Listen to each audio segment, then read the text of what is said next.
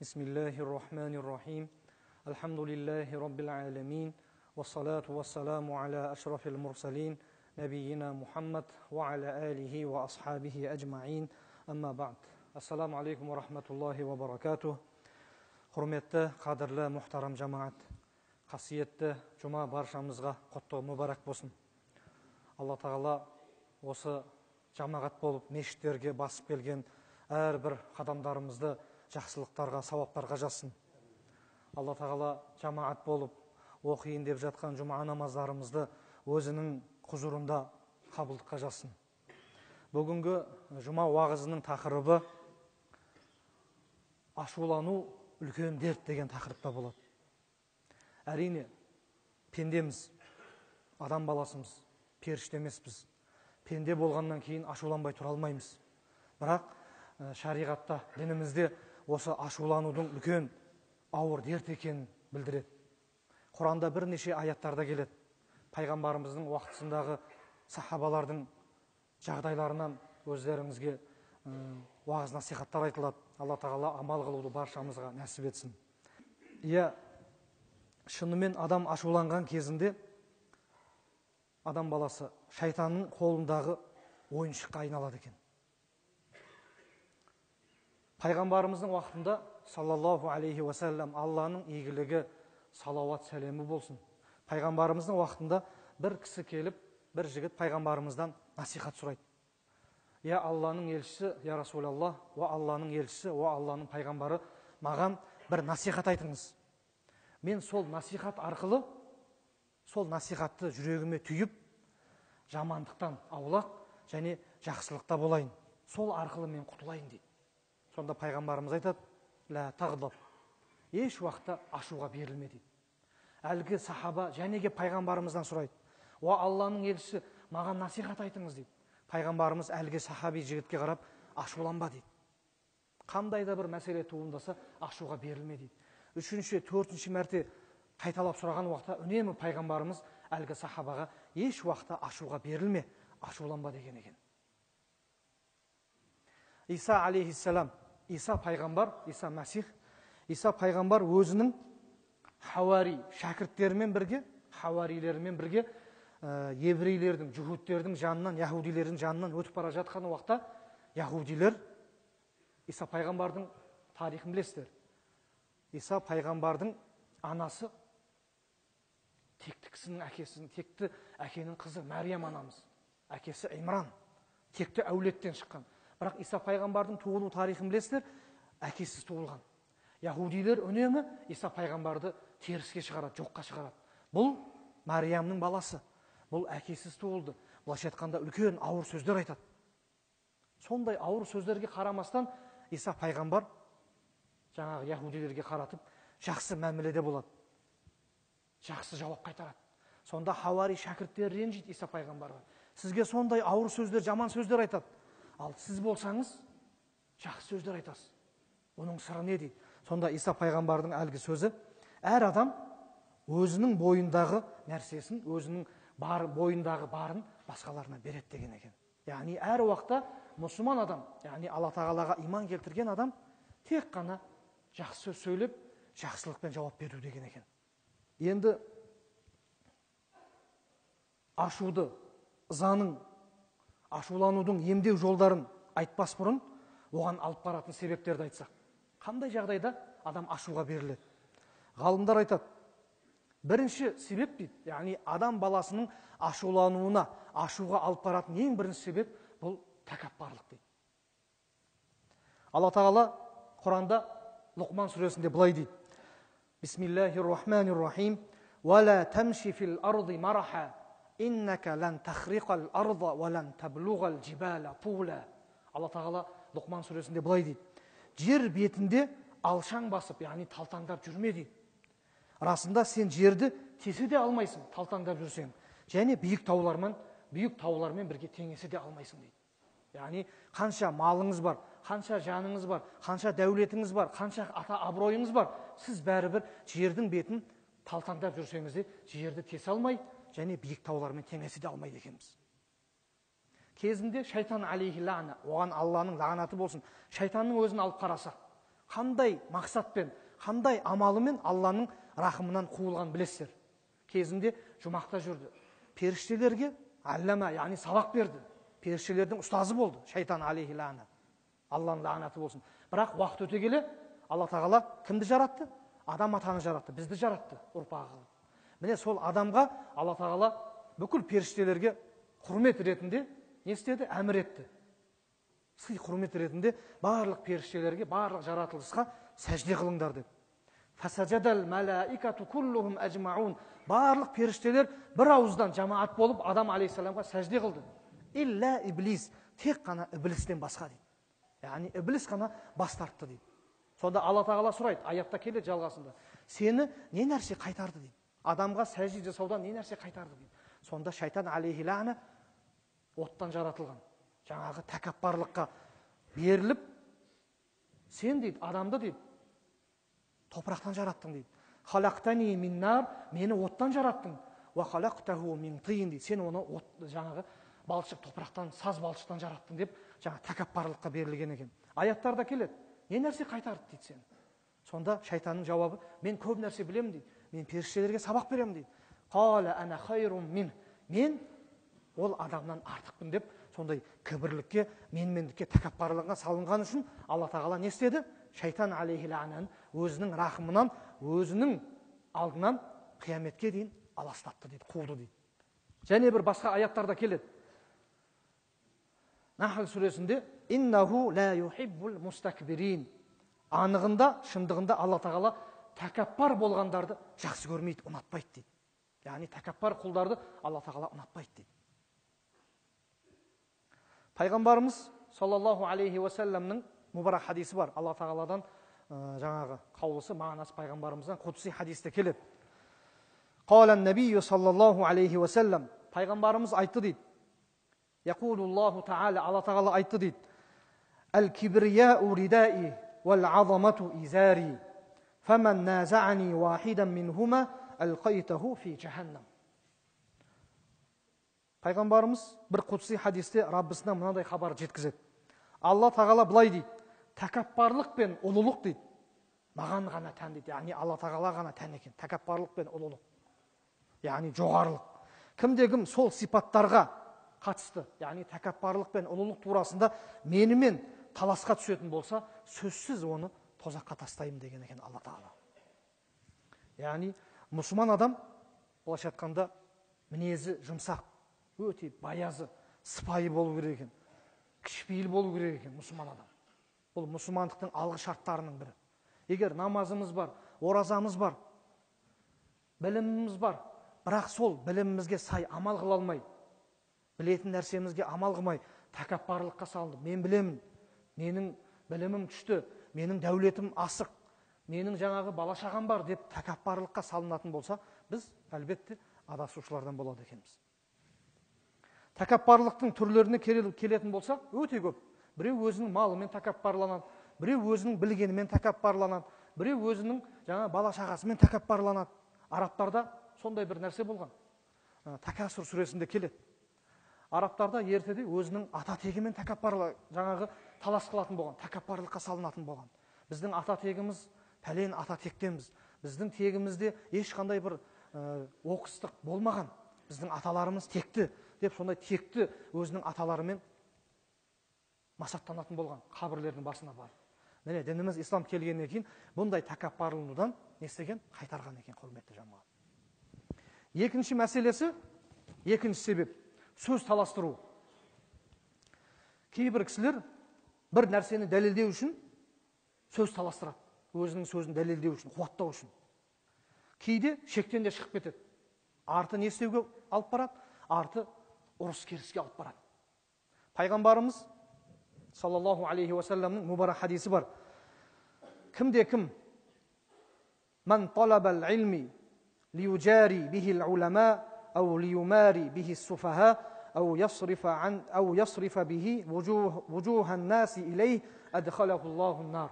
Пайғамбарымыз айтады, кімде-кім білім алғанда дейді, ғалымдармен бәсекелесу үшін, яғни ғалымдармен таласу үшін, немесе білімсіздермен сөз таластыру үшін, адамдардың жүздерін өзіне қарату үшін жасайтын болса дейді, әлбетте Алла тағала ол пендені тозаққа кіргізеді дейді, тозаққа тастайды дейді. Яғни алатын ілімімізде кім үшін болу керек? Құдай үшін болу керек, Аллахтың разылығы үшін болу керек екен. Мен көпті білемін, мен пәлен Құранды аятты жаттадым, мен пәлен хадис жаттадым деп басқалармен сөз таластыру мақсатында болатын болса ниетіміз, онда біздің ниетіміз дұрыс болмаған болып есептеледі екен. Және үшінші бір себебі осы ашулануға, ызаға алып баратын бұл орынсыз әзілдеу. Қазақ айтады, әзілің жарасса атаңмен ойна дейді. Бірақ әзілдің де орны болады дінімізде. Пайғамбарымыздың уақытында мынандай бір уақиға болады. Пайғамбарымызға бір қарт кісі келеді, қария кісі. Жаңағы үлкен бір әжей, қария кісі, қарт кісі. Сол кісіге пайғамбарымызға айтады, Алланың елшісі, намазым бар, сені хақ елші деп танимын, Алла тағаланың жалғыз деп білемін, аузымда кәлимам бар, жүрегімде иманым бар, мен жұмаққа кіре аламын ба дейді. Пайғамбарымыз айтады, жоқ, сен жұмаққа кіре алмайсың дейді, бұл халіңмен дейді. Сонда әлгі қария кісі сондай бір қайғыға, мұңға берілетін сәтте пайғамбарымыз айтады, сен бұндай халіңмен кірмейсің дейді жұмаққа. Сен жасарған, сондай өзіңнің жастық шағыңдағы, жастық қуатың тасып тұрған уақыттағы көркем бір суретте кіресің, жастық шағыңмен кіресің деп пайғамбарымыз әлгі қарт кісіні, қария ананы жұбатқан екен. Міне әзілдің де өзінің шегі болады, орны болады. Әзіл екен деп кейде аузымыздан өтірік сөздер шығып кетеді. Міне дініміз бұндай нәрседен қайтарады. Пайғамбарымыздың уақытында екі кісі бір-біріне әзілдеп, бірінің аяқ киімін мешіттен шығатын кезде тығып қояды. Сонда жаңағы екінші аяқ киімін іздеген кісі үлкен әуре сарсаңға, әбігерге түседі. Сонда пайғамбарымыз айтады, саллаллаху алейхи уассалам, кімде-кім мұсылманның үрейін ұшыратын болса дейді, қияметте Алла тағала оның үрейін ұшырып қояды дейді. Және бір хадисінде келеді, мұсылманды қорқытуына тыйым салынған дейді дінімізде. Кейде әзілдейміз, үйдегі балдарымызбен, бауырларымызбен әзілдесеміз, дос-жарандарымызбен әзілдесеміз, кейде сөздің шыны шектен де шығып кетеміз. Міне, бұндай шектен шығушылық адамның ашуының көтерілуіне, ашуға берілуіне себеп болады екен. Төртінші, орынсыз көп сөйлеу дейді. Яғни болатынды да, болмайтынды да көп айта беру дейді. Өйткені неге? Пайғамбарымыз айтады, саллаллаху алейхи уассалам, «Ман кана юъмину биллахи вал яумил ахир». Кімде-кім ақырет күніне және Алла тағалаға иман келтірген болса, «Фальяқул хайран ау лиясмут». Сөйлесін, тек қана жақсы нәрсе айтсын дейді, сөйлеген сөзінде. Мұсылман адамның тілі қандай болу керек? Шыншыл болу керек, әділ болу керек. Құранда айтады, егер айтсаңдар, фаадилу, дұрыстығын, әділдігін айтыңыздар дейді Алла тағала Құранда. Пайғамбарымыздың хадисінде келеді, кімде-кім екі нәрсесіне кепіл болатын болса, ие болатын болса дейді, екі нәрсесіне, мен ол кісінің жәннатқа кіруіне кепіл болам дейді. Біріншісі тілі екі тістің ортасындағы, екі жақтың ортасындағы. Екіншісі екі аяқтың ортасындағы әурет жеріне деген. Яғни осы екі нәрсемізге ие болатын болсақ, көп нәрседе ұтады екенбіз, құрметті жамағат. Енді жаңағы ашуға, ызаға алып баратын жолдарды айттық. Яғни тәкаппарлық, сөз таластыру болатынға да, болмайтынға да. Одан кейінгісі орынсыз көп әзілдеу, шектен шығу. Одан кейінгісі орынсыз көп нәрселерді айту, сөйлеу екен. Міне осы нәрселерге барынша сақ болуымыз керек, құрметті жамағат. Енді сол ашу келді, ызаға берілдік, біреу бізді ренжітті. Бірақ сол уақытта біз қандай әдептерге бой ұсынуымыз керек, қандай нәрселерге жасауымыз керек екен. Міне осы нәрселерге тоқталсақ. Біріншісі, ғалымдар айтады, шайтанға истиаза айту дейді. Яғни шайтанға берілмеу дейді. Ашу келген сәтте дереу аузу биллахи минаш шайтанир раджим, қуылған, Алланың рахымынан қуылған шайтаннан Аллаға сығынамын деп, Аллаға жалбарынып, Аллаға сыйыну дейді. Пайғамбарымыздың хадисінде келеді, саллаллаху алейхи уассалам, Сулейман бин Сарт радиаллаху анхтан, «Күнту жалисан ма'ан набия саллаллаху алейхи уассалам». Пайғамбарымызбен бірге отыр едім дейді, бір мәжілісте, бір жерде. Сонда екі кісі дейді, бір-бірімен сөз тартыс бастады. Сөз таласқа түсті дейді. Сонда біреуіне қатты ауыр сөздер айтты дейді. Сонда әлгі біреуінің жаңағы беті, жүзі қызарып, жаңағы мойнында қан тамырлары қатты шығып, ашуға берілген сәтте пайғамбарымыз айтты дейді. Мен дейді, бір сөз білем дейді. Егер кімде-кім сол сөзді ашуы келген сәтте айтатын болса, ашуы тарқайды деген екен. Ол сөз аузу биллахи минаш шайтанир раджим. Біз намазда, Құранда айтамыз ол жаңағы сөзді. Қуылған, Алланың рахымынан қуылған шайтаннан бір Аллаға сыйынамын деген аузу сөзін үнемі айтып жүру деген екен. Екінші, дереу ашуланған сәтте не істеуіміз керек? Орнымызды ауыстыруымыз керек екен. Мысалы, Абу Зардан келген хадисте келеді. Пайғамбарымыз айтады: "Ида ғадиба ахадукум ва хуа қаимун фальяджлис, фа ин захаба анху ал-ғадаб ва илля фальяттаджи." Егер сендердің бірің ашулансаңдар дейді, тік тұрған болса дейді, яғни аяқта тұрса дейді, дереу отырсын дейді. Егер ашу кетпесе, отырған сәтте де ашу басылмаса, онда жан үсті жантайып жатсын деген екен. Бұдан ғалымдарымыз айтады. Неге дейді? Пайғамбарымыз айтты дейді. Тұрып тұрған адам ашуға берілген сәтте дереу отырсын дейді. Егер отырғанда да ашу басылмаса, жан үсті жантайып жатсын дейді. Бұны не үшін айтқан дейді? Ғалымдар айтады. Бұл хадис дейді, жаңағы адам баласы неден жаратылған? Адам баласы топырақтан жаратылған. Біз ертең Құранда айтады: "Минха халақнакум ва фиха нуидукум ва минха нухриджукум таратан ухра." Сендерді топырақтан жараттық. Және топыраққа қайтарыласыңдар, топырақтан не істейсіңдер? Тірілесіңдер дейді қияметте.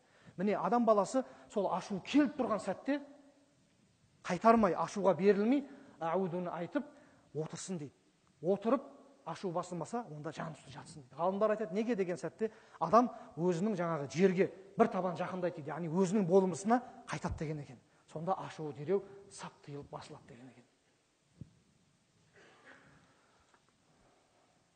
Үшінші, ашу келген сәтте жаңағы қарсысында тұрған кісіге не істеу? Үндемеу дейді. Қазақ айтады, аталарымыз қандай біліп айтқан? Үндемеген үйдей бәледен құтылады дейді. Ашуға беріліп, жаңағы қарсысында тұрған кісінің аузынан ақ ит шығып, көк ит кіріп тұрса да, сіз не істейсіз? Сабырлық танытып, үндемесеңіз, біраз бәлекеттерден құтылады екенсіз. Яғни күнәға бой алдырмайсыз, нәпсіңізге еріп. Төртінші, пайғамбарымыз айтады, жаңағы үндемеген турасында: "Ида ғадиба ахадукум", егер сендердің біреулерің дейді, ашулансаңдар дейді, фальяскут, үндемесін дейді, тынышталсын дейді. Төртінші, дәрет алу, немесе жуыну. Пайғамбарымыз өзінің бір мұбарак хадисінде айтады: "Иннал ғадаба минаш шайтан, ва инна шайтана хулиқа минан нар, ва иннама tudfi'un нару бил ма, фа ида ғадиба ахадукум фальятавадда." Пайғамбарымыз айтады, шын мәнінде ашу ол шайтаннан дейді. Ал шайтан болса, оттан жаратылған. Отты су өшіреді дейді. Егер сіздердің біреулерің ашуланса, дереу дәрет алсын дейді пайғамбарымыз айтады, салқын сумен. Жаңағы қазақтың бір жақсы сөзі бар. Нақыл сөзі. Ашу келген сәтте адам не істейді? Көзі қарауытып, барлық нәрсеге барады, қылмыстың барлық түріне барады. Мысалы, пендеміз, нәпсімізге ауыр тиетін бір ауыр сөз айтса, онымен жаға жыртысып, төбелеске дейін дайын тұрамыз. Дұрыс па? Ол ақиқат. Бірақ осы сәттерде, сондай сәттерде, осы пайғамбарымыз айтқан хадистерге амал қылу міндетіміз екен. Дереу дәрет алып, жаңағы отты су өшірген сияқты, шайтан жаңағы қоздыратын сәтте, азғыратын сәтте дәрет алсақ, ашуымыз сап тыйылады екен. Қазақ айтады, ашу дұшпан, ақыл дос, ақылыңа ақыл қос дейді. Қандай қазақ атам осының барлығын осы аяттардан, хадистерден алған. Ауадан алмаған, айдан алмаған. Бесінші, ашуын ұстай білген адамға Алланың беретін сыйын еске алу. Пайғамбарымыз айтады, ашу келген сәтте ашуын ұстасақ, бізге қандай сый бар? Пайғамбарымыз Абу Дардадан келген хадисте келеді. Радиаллаху ан, Алла тағала разы болсын. Қала құлту я Расулаллах. Ва Алланың елшісі бір сахаби келіп, маған Алланың ашуына апармайтын, маған бір сондай бір жұмаққа кіргізетін бір амалды үйретіңізші дейді. Маған насихат айтыңызшы дейді. Сонда пайғамбарымыз айтады, ла тағдаб ва лакал жанна. Еш уақытта ашуланба, жәннат саған беріледі деген екен. Алтыншы, Алланы көп еске алу, Алланы зікір ету. Алла тағала Құранда айтады, Аллазина аману ва татмаинну кулубухум бидикриллах. Ала бидикриллахи татмаиннул кулуб. Алла Тағала Рa'д сүресінде былай дейді: сондай иман келтіргендер Аллаға, Алланы еске алу арқылы көңілдері жай тапқандар. Естеріңде болсын, Алланы еске алумен ғана жүректер не істейді? Тыныштық табады деген екен. Яғни сондай ашу ыза келіп тұрған сәтте не істейміз? Аудуны айтып, дереу Алланы еске алу міндетіміз екен. Сонда ғана біздің жүрегіміз не істейді? Тынышталады. Жетінші, ашуланудың зардабына мән беру. Ашуланып, аузымыздан жаңағы ауыр сөздер айтып, біреулер ренжітіп алсақ, оның зардабы өте үлкен. Кейде қазір қоғамымызда болып жатыр. Бұл нәрсе ақиқат. Екі ерлі зайыпты болмайтын бір нәрсе үшін сөз таластырып ажырасып кетеді. Екі дос болмайтын нәрсе үшін, бір сөз үшін сөз таластырып айырылысып кетеді. Міне, осының зардабы ақыр соңында жамандыққа, қателікке, күнәға алып баратынын ойлану дейді. Яғни ашуланбас бұрын ой жүгіртуіміз керек екен. Құрметті жамағат. Пайғамбарымыз айтады, саллаллаху алейхи ва саллям, имам Ахмадтан келеді: وَمَنْ كَظَمَ غَيْظَهُ وَلَوْ شَاءً يُمْضِيَهُ أَمْضَهُ مَلَأَ اللَّهُ قَلْبَهُ رِضَا. Пайғамбарымыз айтады, кімде-кім ашуы келген сәтте, қолынан келгенше ашуын тізгіндеуге тырыссын дейді. Яғни ашуын тоқтатуға тырыссын дейді. Егер кімдеген бұлай жасайтын болса, Алла Тағала қияметте оның жүрегін ризашылыққа толтырып қояды деген екен. Яғни ашуы келген сәтте дереу тоқтатып, кешірімді болуға үгіттейді пайғамбарымыз. Мынау атақты халифалардан болған, Хулафай Рашидиндардан болған Омар бин Абдул Азиз деген кісі өткен. Өте тақуа кісі, әділ басшы болған кісі. Сол кісіні көшеде келе жатып, бір мас кісіні көреді. Жаңағы араққа салынған, аяқта тұра алмаған кісіні көреді. Сонда жаңағы халифа нөкерлеріне әмір береді: ана масты, маскүнемді алып, дүре соғып, жазаға тартыңдар дейді. Сонда жаңағы нөкерлері қолын қайырып, алып бара жатқан уақытта жаңағы мас кісі ауыр сөздер айтады халифаға қарап: сен халифа емессің, сен дұрыс адам емессің деп ауыр сөздер айтады, нәпсісіне тиетін. Сонда халифа дереу жаңағы нөкерлеріне әмір береді: тоқтатыңдар дейді. Басын бос қоя салыңдар дейді. Сонда нөкерлер түсінбейді. Бірінші арақ ішкенін көріп жазала дедіңіз, ауыр сөздер айтып еді, жібере салдыңыз. Бұның сыры не дейді? Сонда жаңағы халифаның сөзі, халифаның жауабы: біріншісі дейді, Алланың алдында кінәлі болды дейді, күнәға батты. Сол күнәсін еске алып, мен жазаға тартайын деп едім дейді. Бірақ екіншісінде менің нәпсімді қоздыратын, менің ашуымды келтіретін ауыр сөздер айтты. Мен дейді, бір мұсылманның нахақтан нахақ бір ашуға беріліп, таяқ жеуін қаламадым деген екен. Яғни арақ ішсе насихат қыл, басқа жолдармен емде. Бірақ жаңағы ауыр сөздер айтылу арқылы мен ол кісінің кінәсіз нахақтан нахақ таяқ жеуін, дүре соғылуын қаламадым деген екен. Міне көрдіңіз бе, қандай әділеттілік. Бұл кісілер қандай еді? Бұл кісілер өте тақуа кісілер еді. Ал біз керісінше боқтау, боралау бұлай тұрсын. Бір жай, бір мінезімізге тән бір сөз айтса, ол сөзімізді көтер алмаймыз бір-біріміздің. Ақыр соңы үлкен дауға алып барады. Ол ақиқат. Маймун бин Махран деген сахаба болған пайғамбарымыздың. Сол сахабаның бір күң қызметші әйелі болады. Жариясы болады, қызметші әйелі. Сол қызметші әйел бір кесе құйылған ыстық сорпаны жаңағы Маймун бин Махран деген кісіге алып келе жатып, аяғына шалынып құлап кетеді. Сорпаны жаңағы Маймун бин Махранның үстіне не істейді? Құйып жібереді. Ыстық сорпаға жаңа күйіп қалған сахаба дереу ашуға беріліп, ауыр сөздер айтатын сәтте жаңағы күң қызметші жария әйелдің таптырлығы Құрандағы аятты оқиды. Шынайы мұсылмандар кімдер? Шынайы мұсылмандар олар ашулары келген сәтте ашуларын іштеріне жұтқан адамдар деген аятты оқиды. Сонда дереу жаңағы аятқа тоқтап, ашуымды жұттым дейді. Содан кейін жаңағы күң әйел аят жалғастырады.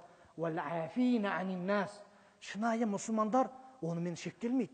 Шынайы мұсылмандар ашуы келген сәтте, ашуланған сәтте адамдарды кешіріп жібереді дейді. Сонда жаңағы кісі айтады: мен сені кешірдім дейді.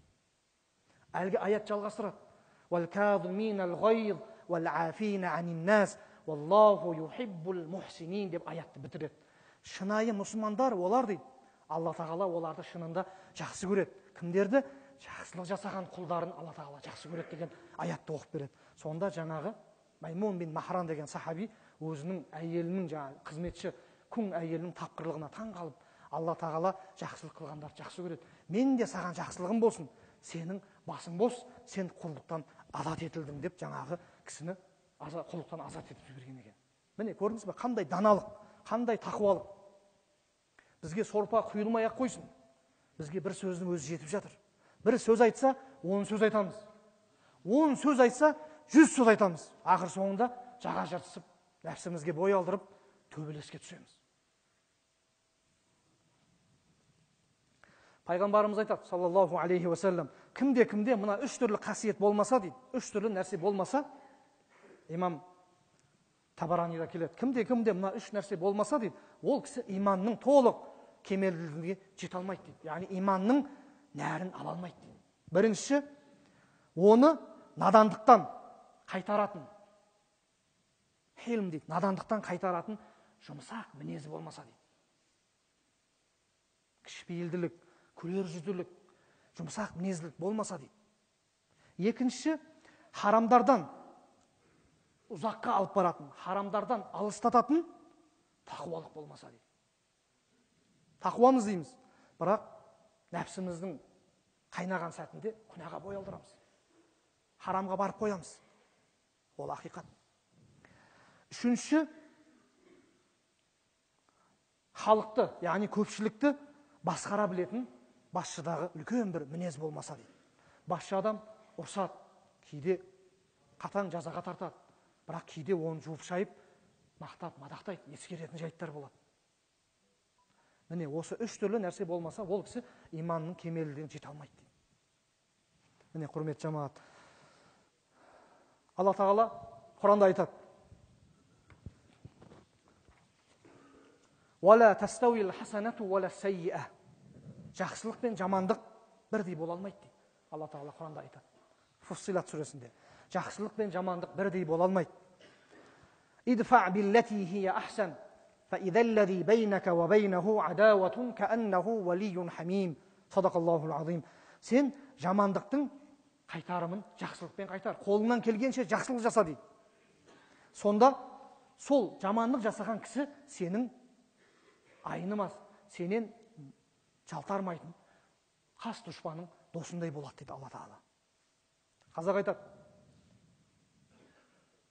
таспен ұрғанды аспен ұр дейді. Яғни саған біреу жамандық жасаса, сен ашу ызаға берілмей, өкінішке орай біз қандаймыз? Біз керісінше аспен ұрғанды не істейміз? Таспен ұрамыз. Қазір ақиқат ол. Бізге біреу жақсылық жасаса, сол жақсылықты ескермей, оған жамандық қайтаруға асығып тұрамыз. Жамандық қайтаруға тырысып тұрамыз. Міне осындай нәрселерден, ашуға берілмеу мақсатында, осындай жаман іс әрекеттерден, құрметті жамағат, өзімізді және бойымызды, аяқ қолымызды, жүрегімізді, ойымызды, жалпы барлық ағзамызды осындай жаман іс әрекеттерге ашуға берілмеу мақсатында өзіміздің ойымызды, бойымызды алыс ұстауымыз керек екен, құрметті жамағат. Алла тағала осы ашуын ақылына жеңе білетін, ашуға берілмей сабырлы болатын пенделерді нәсіп етсін баршамызды. Алла тағала баршамыздың жүзімізді жарық етіп, жұмадан жұмаға жақсылықпен жұмаларға жетуді Алла тағала нәсіп етсін. Елімізге, жұртымызға Алла тағаланың амандығы, берекесі, тыныштығы болсын. Ва ахиру дa'wana анил хамдулиллахи rabbil alamin. Аллаху акбар.